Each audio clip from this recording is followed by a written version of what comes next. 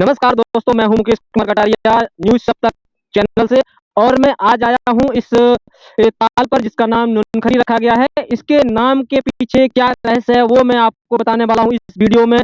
आइए मैं किसी से बात करता हूं, उससे उनसे पूछता हूं कि इसका रहस्य क्या है, वो हमें बताएंगे। क्योंकि मैं यहाँ आया हूं तो इसके बारे में जानकारी जाऊंगा। आइए मैं किसी से बात करता हूँ। चलिए, आइए भाई साहब, मैं आपसे कुछ बात करना चाहता हूँ। चलिए इनसे बात करते हैं।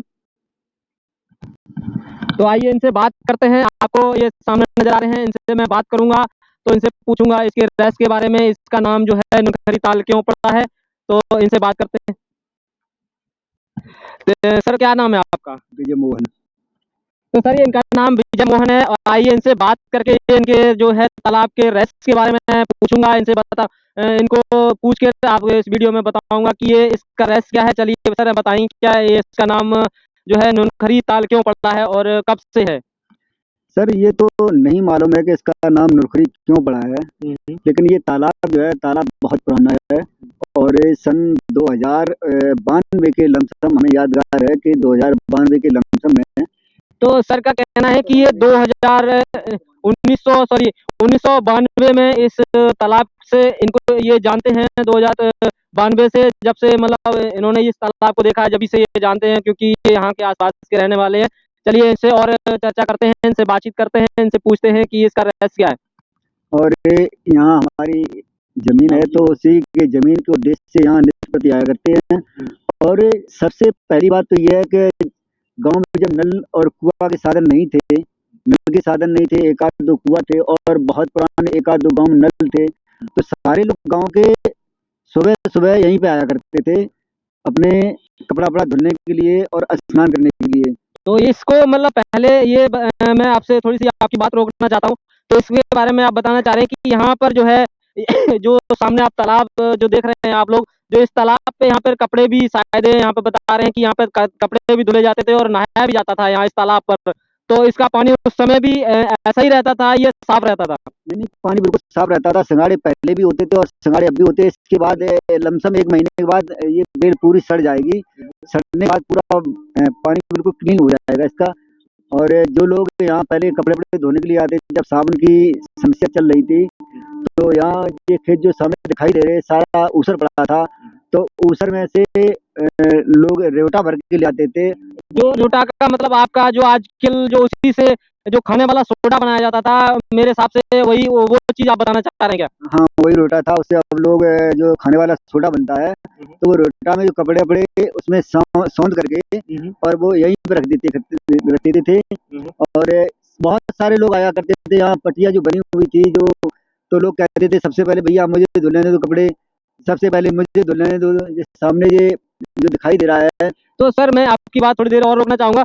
जैसे कि सामने जो आप जो जो पटिया बनी हुई देख रहे हैं, तो यहाँ मैंने सुना है कि यहाँ पर जो है जो वो रोड बना हुआ है, कलेक्टरी सड़क बनी है यहाँ से चचून मंदिर मोड़ से, और ये 14 नंबर रेलवे क्रॉसिंग तक जो आप दिखा रहे हैं सामने। कैमरामैन कोशिश करें यहाँ पे दिखाने की कि जो सामने जो पटिया है वो वहाँ पर दिखाई दे रही है आपको। ये जो कलेक्टरी सड़क बताई जा रही है मेरी जानकारी के हिसाब से, खैर मैं इतना पुराना नहीं हूँ। आपको बता दूं, जो चचून मंदिर सामने आपको नजर आ रहा है, कैमरामैन दिखा रहे हैं क्योंकि दूरी ज्यादा है यहाँ से।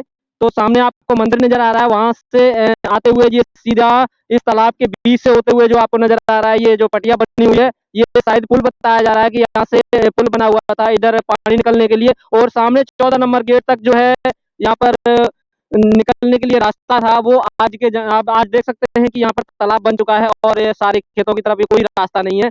तो इसके बारे में और सर बताएं। तो इसका जो आजकल जो है कास्टिक में जो आ रहा है, साबुन आ रहा है बन के, बहुत सारी वैरायटी के साबुन आने लगे। पहले ये चीज नहीं थी सर, है नहीं? हाँ, पहले ये चीज नहीं थी। पहले लोग जिससे क्या नाम है, बोलते इसको रोटा से। पहले लोग रोटा से ही कपड़ा धुला करते थे और हमने खुद ही रोटा से कपड़े धुले हैं।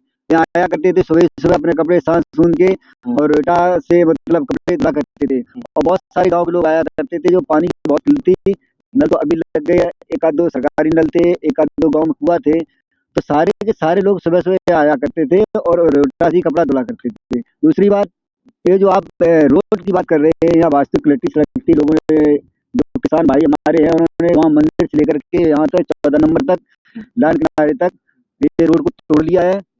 रोड टूट जाने से और आने जाने का भी व्यवधान हो रहा है। जैसे कि लोग वहां जाते हैं तो उन्हें आने जाने की भी प्रॉब्लम होती है। तो सरकार इस पे कुछ विचार नहीं कर रही है। तो सर जैसे कि आप बता रहे हैं कि यहाँ पे सभी लोगों ने यहाँ से जो है रास्ता कलेक्टर की जो सड़क थी वो यहाँ से मंदिर से और 14 नंबर गेट तक मेरे पीछे जो आप देख रहे हैं वो रेलवे क्रॉसिंग है आधे 14 नंबर गेट पर काफी दूर है। तो उसको इसके ऊपर किसी ने आपत्ति नहीं जताई या सरकार ने कोई इसके ऊपर एक्शन नहीं लिया है, ऐसा कुछ आप बताएंगे? नहीं, आपत्ति तो जताई है लोगों ने। एक आध दो बार जो है शासन को एक एप्लीकेशन बना के भेजा गया है, लेकिन शासन ने उस पर एप्लीकेशन पे कोई विचार नहीं किया है।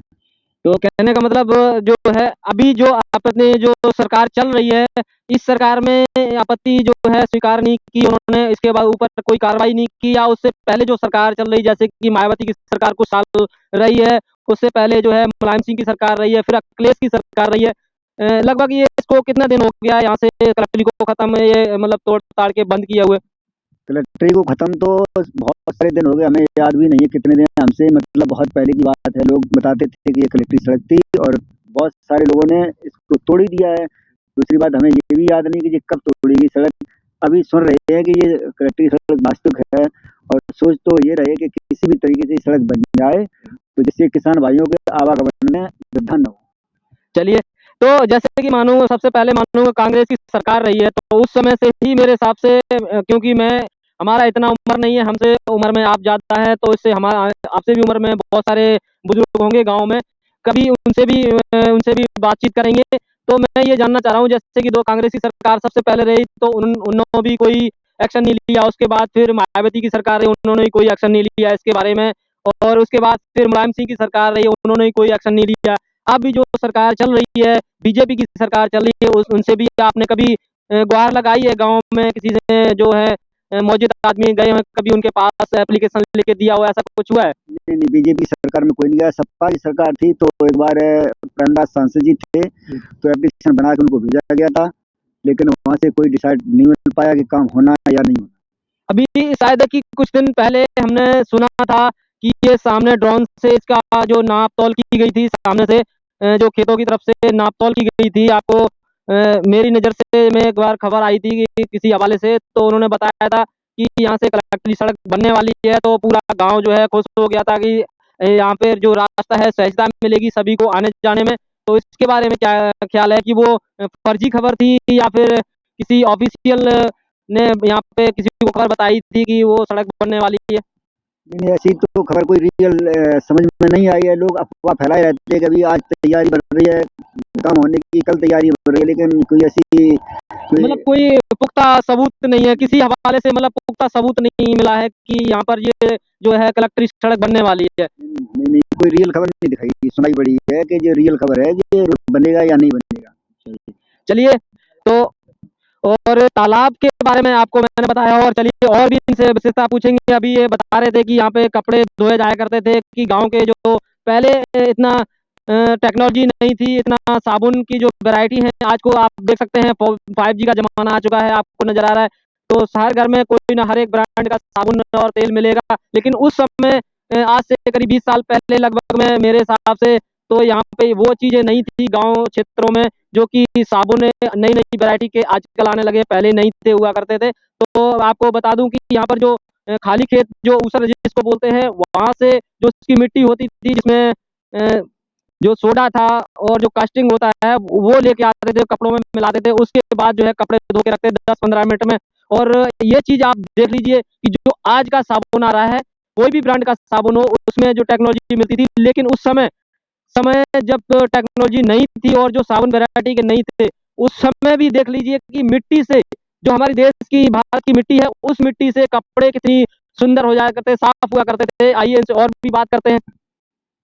हाँ, ये रियल बात है कि हम सारे लोग गांव के जितने भी लोग थे पुराने, तो वो सारे के सारे लोग सुबह सुबह आया करते थे यहाँ पे और वो रोटा ही भर के कपड़े धुला करते थे इससे, रोटा से। तो रोटा से कपड़े बहुत साफ हुआ करते थे। साबुन तो अभी चलना है, सबसे पहले साबुन चलता था कैलवो करके, तो कैलवो करके साबुन से लोग कुछ लोग नहाया करते थे और कुछ लोग उससे कपड़े भी धुल लिया करते थे। ज्यादातर लोग रोटा से ही कपड़े धुला करते थे। चलिए ये तो होगी कपड़े की बात। अब मैं आता हूँ जो मेन टॉपिक है इसके तालाब के बारे में, जिसके पानी के बारे में बताया जा रहा है कि जिससे इस तालाब में नहाने से शरीर के जैसे कि खाज, खुजली जैसे कि बहुत सारी बीमारियां हो जाया करती थी लोगों को।